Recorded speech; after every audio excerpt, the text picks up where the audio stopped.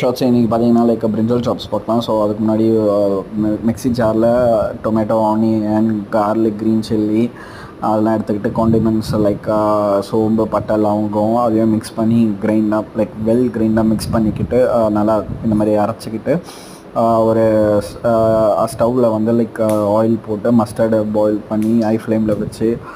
அதுக்கப்புறம் அந்த மிக்சரை வந்து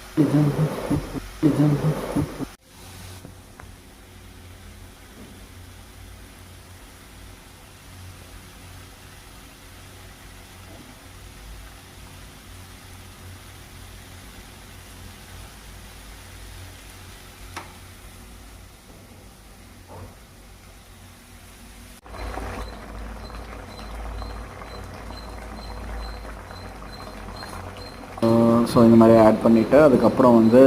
லைக் இங்கே பார்த்தீங்கன்னா அந்த பிரிஞ்சால் நான் ஆல்ரெடி சாப்ஸ்